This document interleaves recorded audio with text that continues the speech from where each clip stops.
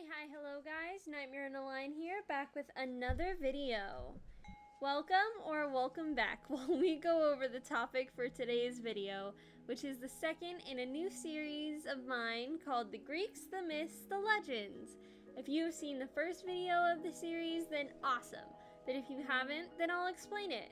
In this series, I go over and dive into different myths and legends from Greek mythology that I have either found or you have recommended. If you have any recommendations, leave them down below. Now, let's get into it. The myth we're going over today is about the love story between Aphrodite before she reached Olympus and how her hurt pride turned a god into a literal shellfish or a sea snail.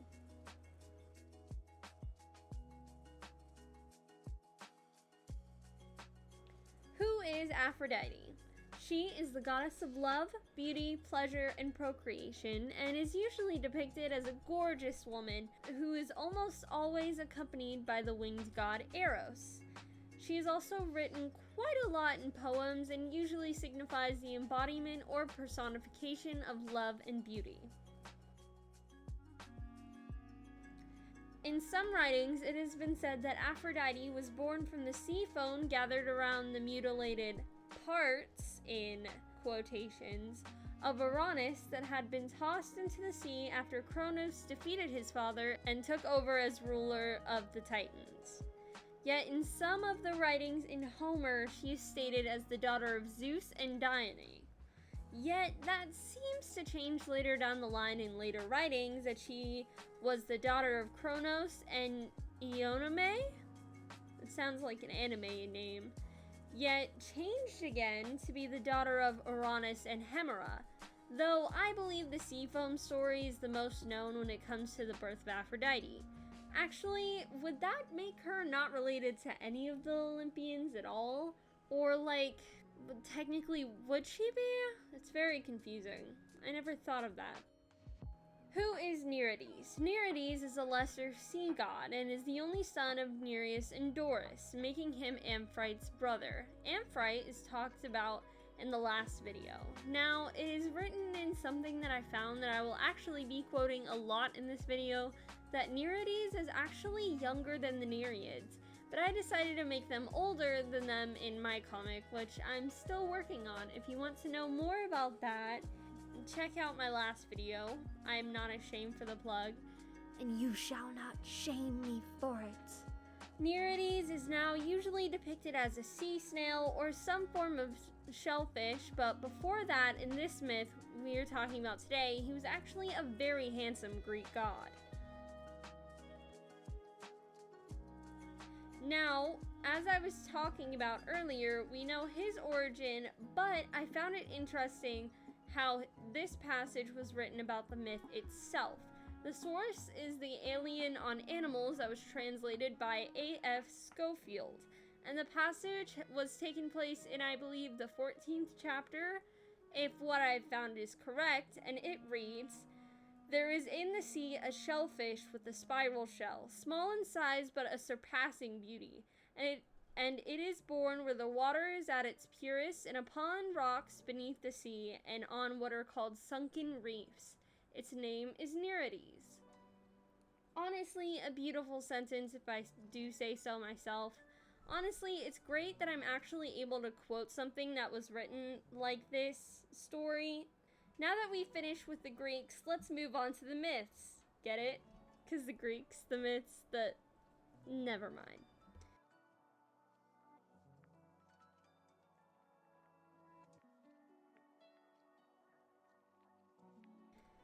So, in my research, I have found two different versions of this myth with two different, very interesting lovers. I honestly like both, and the fun thing is that I can actually use the passage that I had found from Alien on Animals for this, because it talks about both of them. And honestly, I just really enjoy being able to quote things. It's so cool. The first version of the story goes like this. Hesiod sings of how Doris, the daughter of Oceanus or Oceanus, bore 50 daughters, the Nereids, to Nereus, the sea god, whom to this day we always hear of as a truthful and unlying. Homer also mentions them in his poems, but they do not state that one son was born after all that number of daughters, though he is celebrated in mariners' tales. And they say that he was named Nerites and was the most beautiful of men and gods. Also, that Aphrodite delighted to be with Nerites in the sea and loved him.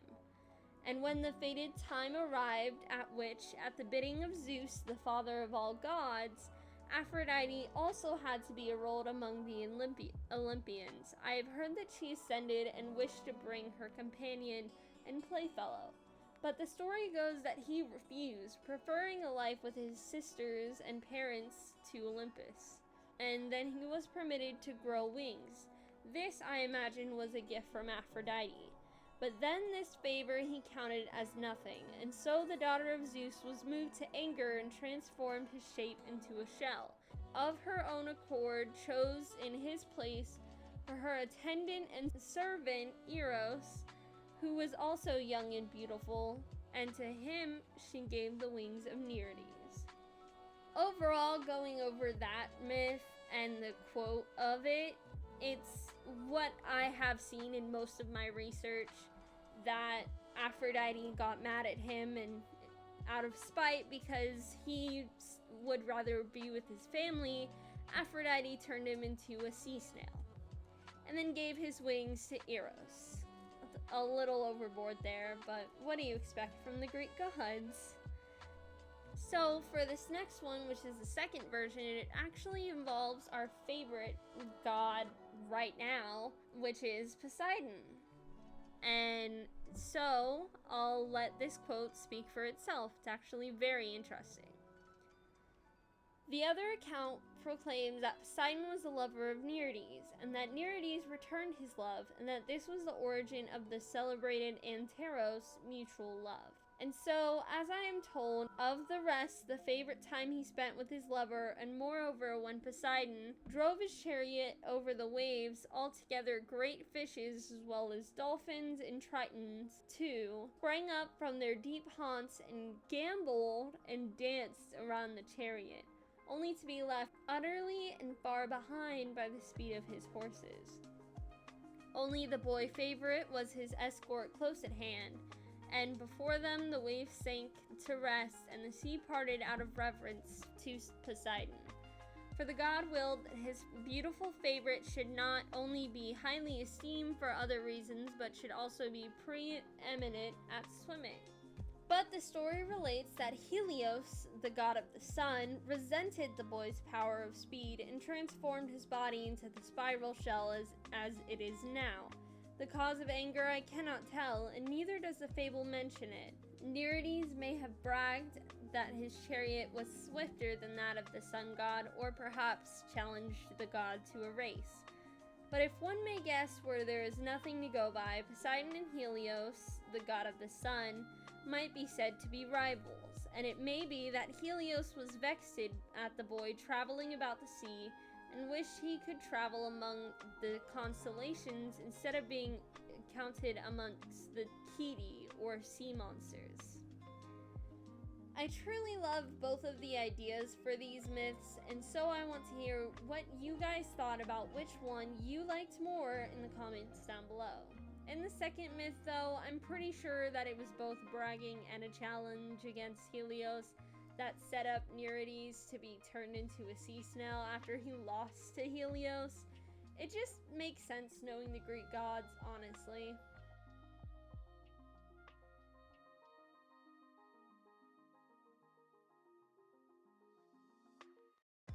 Either way the myth goes, Nerites was turned into a shellfish or sea snail by hurt pride, either way, to be truly honest. Nerites does appear in my comic, but it takes place after Nerites was turned into a sea snail, so that's all you're gonna get with that.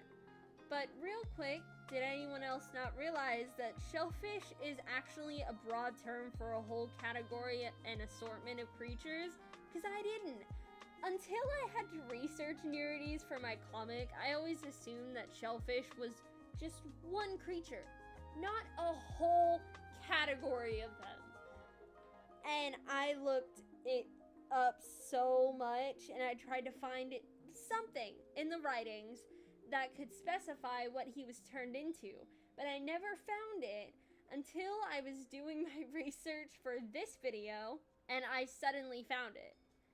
And that's honestly just crazy. It's just crazy. But anyways, that rant is over now.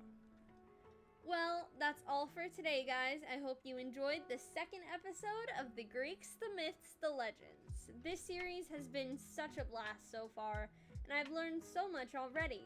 If you know any Greek myths you want me to cover, feel free to comment it down below. If you want to see more of my art and stuff for my comic, please check out the Linktree link in the description for all of my socials and anywhere you want to see my art. Also, if you want to support me and see stuff about my comic, check out my Ko-fi in the link down below, and maybe while you're there, buy me an energy drink or a coffee, that's what they call it, but I don't like coffee. If you want to talk to me more outside of the comment section, feel free to check out my Discord. There we can have discussions and I can get the motivation from you guys to work on my comic. And you also get little sneak peeks of what's going on with my comic pages. Anyways, that's all for now.